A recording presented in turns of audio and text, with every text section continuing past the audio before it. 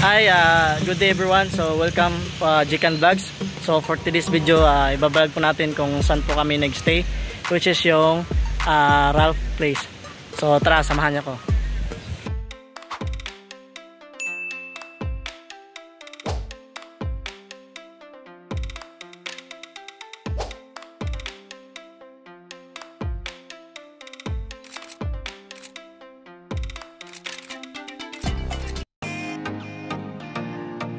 So guys, welcome sa ating YouTube channel. So ngayon andito tayo sa Ralph Place. Dito po yan sa Boracay Island. So ito po yung lugar nila. Okay.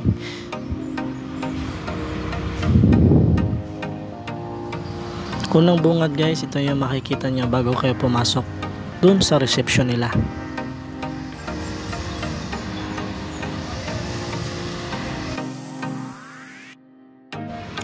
Kaya kung mayroon kayong dalang motorsiklo or sasakyan, walang problema.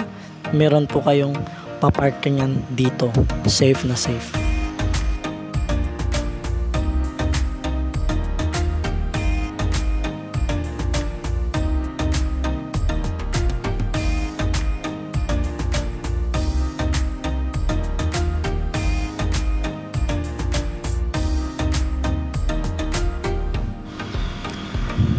So ito po yung may offer ng Ralph's Place.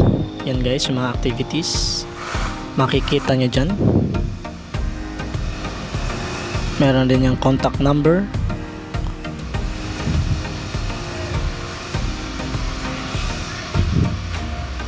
Massage. Bukod sa mga rooms, meron din silang mga in-offer na ganyan. Dito naman, ito yung reception nila or front desk area. Ayan, dyan. Yan. Tapos yung rooms natin nasa taas. Samahan nyo ko guys. Dito naman sa right side, yan yung makikita yung ano dyan, signage. Dyan yung makikita yung studios, jacuzzi, tsaka yung bar, tsaka restaurant nila. Andun sa right side na yun. Tapos yung kwarto natin andun sa taas. Aakyat pa tayo. Medyo nakakahingal din umakyat guys kasi medyo mataas talaga siya.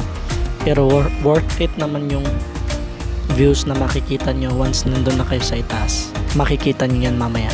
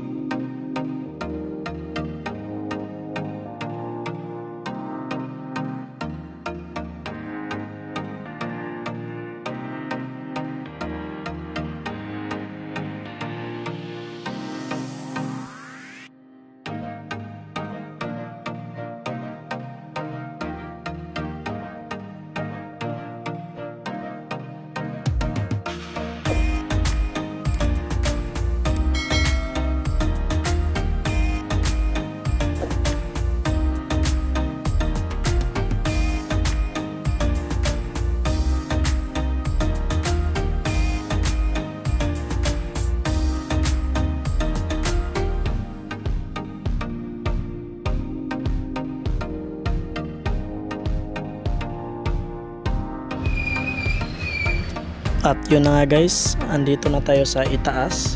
At ito po yung view na makikita nyo. Grabe ang ganda dyan guys, lalong lalo na pag sunset. Kita nyo naman oh, sobrang ganda ng views tsaka mahangin. Sarap mag-relax.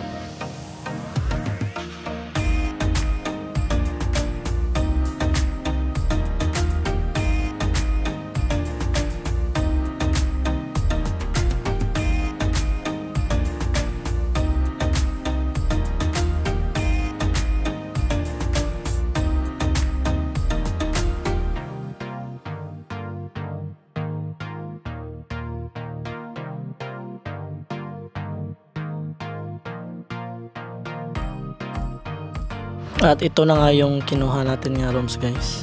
Sa labas ng kwarto na kinuha natin or bungalow type, may couch na rattan. tsaka may sampayan, may duyan. Tapos ito naman yung loob ng bahay guys. Yan o, grabe ang ganda dito guys, promise. Worth it yung bayad nyo pag dito kayo nag-stay pag pumunta kayo ng Boracay. Ito po yung dining nila, ito po yung CR. Yung CR nila may hot and cold shower na din yan, tsaka may blower. Yan, malinis, maganda. Okay, tapos punta tayo sa taas.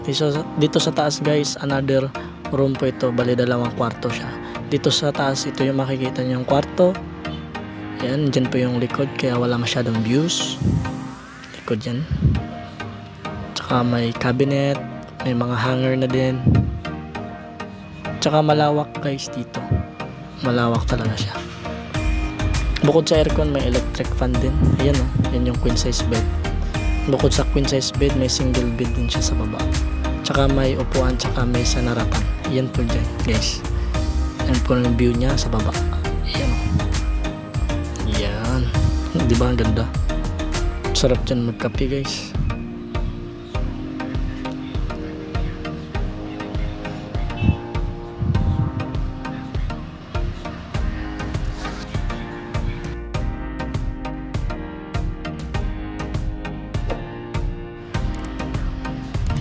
So ngayon, ito naman yung baba niya.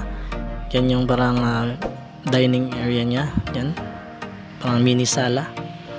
Yan guys, may mga painting din dyan, may couch, may mga cabinets. Yan yung lamesa, flat screen TV.